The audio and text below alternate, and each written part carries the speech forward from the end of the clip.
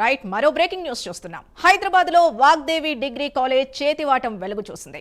Degree పరీక్షలు రాసేందుకు వచ్చిన విద్యార్థుల నుంచి యాజమాన్యం డబ్బులు వసూలు చేసింది. మాస్ కాపీయింగ్ పేరుతో ఒక్కో సబ్జెక్టుకు 15,000 వసూలు చేసింది. 15,000లో ₹1 తగ్గిన మాస్ కాపీయింగ్ కి యాజమాన్యం అంగీకరించలేదు. ఇప్పటివరకు మాస్ కాపీయింగ్ పేరుతో లక్షలు వసూలు చేసినట్లు గుర్తించారు. డబ్బులు చెల్లించిన విద్యార్థుల్ని ప్రత్యేక గదిలో బుక్ ఉంచి పరీక్షలు రాయించారు. ఎన్ఎస్యుఐ అధ్యక్షుడు ఎడవల్లి వెంకటస్వామిని విద్యార్థులు ఆశ్రయించారు. ఉన్నత విద్యా మండలి, Osmania varsity VC, examination controller కు వెంకటస్వామి ఫిర్యాదు చేశారు. ఉప్పల్, రామంతపూర్, ఇందిరానగర్ లో బ్రాంచుల్లో దందా సాగుతున్నట్లు వెలుగు చూసింది. శివ మేడం. అవును మేడం, నేను రీసెంట్గా మీ కాలేజ్లో నేను ఎగ్జామ్ రాశాను మేడం, ఒక 4 ఎగ్జామ్స్.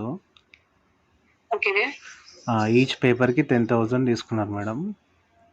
సరే సార్, ఇగో ఏదున్నాను కూడా మీరు సార్ కాలేజ్కి వస్తే ఆయన అందరూ మేడం వాళ్ళు ఉంటారు కాబట్టి మేడంతో పర్సనల్ గా చేసుకోవచ్చు కదా. లేదు మేడం, అంటే నేను డైరెక్ట్ రావడం వీలు కాదు, అట్లానే నేను దూరం వచ్చాను, వరంగల్కి వచ్చాను. ఏం ఇబ్బంది ఏం లేదమ్మా, మేము ఏం ఇబ్బంది పెట్టాము, ఎవ్వరు ఏం లేదు. కాలేజ్ కాకపోయినా బయట అయినా పర్వాలేదు. ఏంటంటే ఇప్పుడు ఒకసారి కనీసం నీ హాల్ టికెట్ అని పెడితే నేను ఆ మేడం కి చూపించుకుంటే ఆ మేడం ఒకవేళ ఓకే అమ్మా ఇచ్చేసేయండి బయటికి పోయి మాట్లాడి అని అంటే రానంటు కాలేజ్ కి అంటే అది కూడా చెప్పొచ్చు. నేను అట్లా ఇబ్బంది ఏం లేదు. నీ ఎగ్జామ్స్ అయితే అయిపోయింది, మేము ఏం చేసుకోలేము కదా, కనీసం రికగ్నైజేషన్ ఉండాలి కదా, అట్లా అని అంతే, ఇంకేం లేదు. లేదు మేడం, మీరు వేరే వాళ్ళకి తీసుకోంగా ప్లస్ నేను ఇవ్వంగా మీరు నాతో మాట్లాడంగా అవన్నీ రికార్డ్ చేశారు మేడం, వీడియో రికార్డు. అమ్మా నేను కాదంటలేను, నువ్వు నీ గురించే కదా నువ్వు మాట్లాడుతున్నావు ఇప్పుడు. అవును మేడం, మళ్ళీ నీ గురించే కదా మేము కూడా మాట్లాడాలి కదా. అవును, అంటే ఇప్పుడు నా హాల్ టికెట్ నా పేరు తెలిస్తే మళ్ళా నాదేమన్నా చేస్తారేమో, మళ్ళీ నా లైఫ్ చెప్తున్నా. నీ ఎగ్జామ్స్ అయిపోయినాయి అమ్మా, మేము ఏం చేస్తాం చెప్పు. ఎగ్జామ్స్ అయిపోయినాయి, మేము ఏం చేయలేం కదా.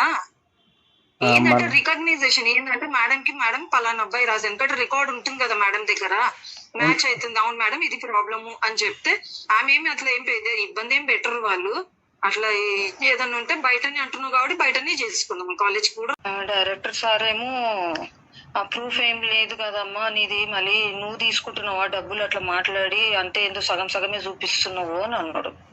మీరు పంపించిన రికార్డు చూపించాను, అంత సగం ఉన్నది అని. ఎట్లా అంటే ఉల్టా నా మీదకే అన్నాడు, నువ్వు ఇట్లా చేసి డబ్బులు నువ్వు గిట్ట తీసుకుంటున్నావా అనేసిండు. ప్రూఫ్ ఏం లేదు ఇక్కడ అనేసి ఉల్టా నా మీదే అని అన్నాడు. ఓకే మేడం, అదే వీడియో ఉన్నది అయితే పంపించచ్చా? ఇప్పుడు వీడియో ఉన్న ఫేస్ ఉన్నది నమ్ముతాడా మీ చైర్మన్ సార్? అంతే కదా సార్, అదన్నా పంపిస్తే నేను కనీసం అదన్నా చూపిస్తాను కదా.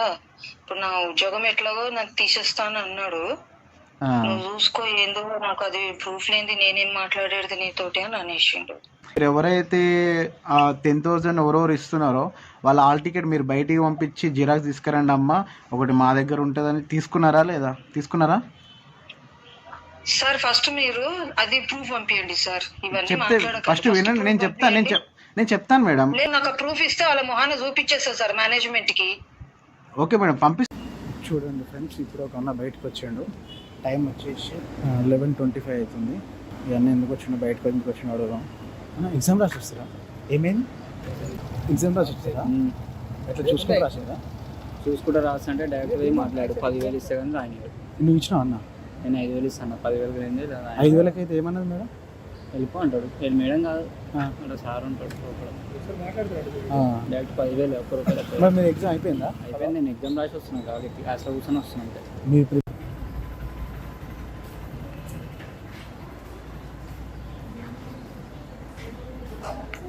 అన్న ఫస్ట్ ఫ్లోర్ పోదామా? ఇప్పుడు ఏమన్నా అంత ఎగ్జామ్ అయిపోయింది, ఆడ వీడియో బుక్లో రాస్తుంటారు. అవును మేడం, ఫిజిక్స్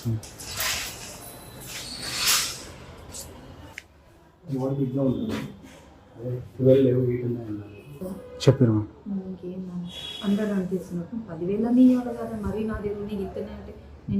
ప్లీజ్ మేడం, కొంచెం పేదోళ్ళం మేడం, ప్లీజ్ మేడం.